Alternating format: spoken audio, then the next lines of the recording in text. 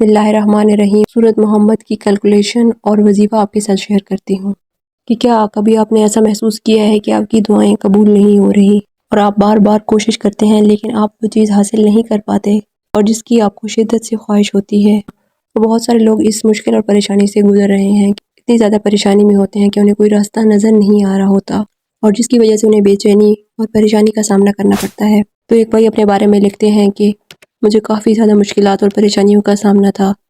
اور اس مسئلے کے لیے میں نے اللہ کی طرف رجوع کیا لیکن میرے دل کو بے چینی اور سکون حاصل نہیں ہو رہا تھا۔ تو ایک دن مجھے سورۃ محمد کے خاص وظیفے کے بارے میں پتہ چلا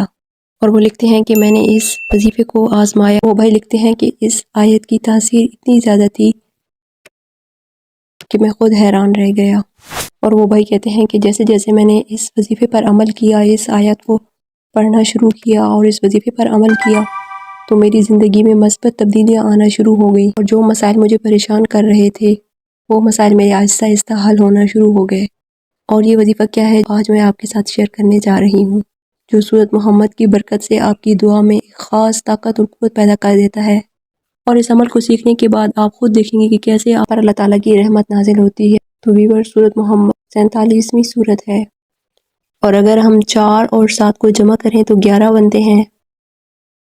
اور اگر ہم مزید 1 اور 1 کو جمع کریں تو 2 بنتا ہے۔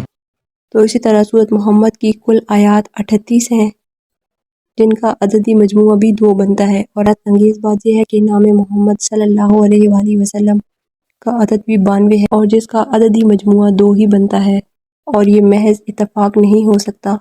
اور یہ اس بات کا اشارہ ہے کہ دنیا میں ہمیشہ دو ہی رستے ہیں، ایک حق کا اور دوسرا باطل کا، اور ایک ایمان کا اور ایک کفر کا،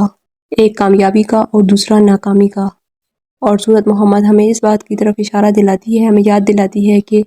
اللہ ہر چیز پر نظر رکھے ہوئے ہے اور ہمیشہ ہمیں صحیح رستہ اپنانا چاہیے تاکہ ہم دنیا اور آخرت دونوں میں کامیاب ہو سکتے ہیں۔ اور اب آتے ہیں اس سورت کے وظیفے کی طرف۔ اپنے فجر کی نماز کے بعد یا فجر کی نماز سے پہلے اگر آپ کے پاس وقت ہو تو آپ نے 2 مرتبہ سورۃ محمد پڑھنی ہے بغیر کسی سے بات کیے۔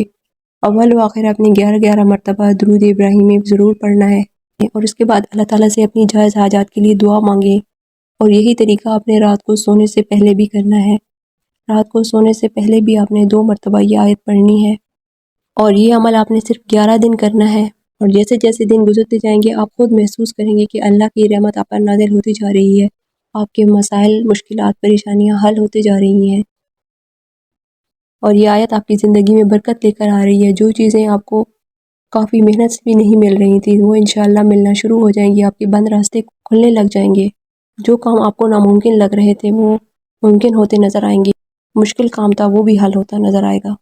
تو ویورز، اللہ کی رحمت کے بغیر ہم کچھ بھی نہیں ہیں۔ اگر آپ سچے اور سادے دل کے ساتھ اس عمل کو کریں گے تو اللہ تعالیٰ آپ کی ضرور مدد کرے گا اور آپ کی مشکلات اور پریشانیاں دور کر دے گا، جس مقصد کے لیے بھی آپ یہ وظیفہ کر رہے ہیں۔ اور اس وظیفے پر خود بھی عمل کریں اور دوسروں کے ساتھ بھی صدقہ جاریہ سمجھ کر زیادہ سے زیادہ شیئر کر دیں۔ جزاک اللہ۔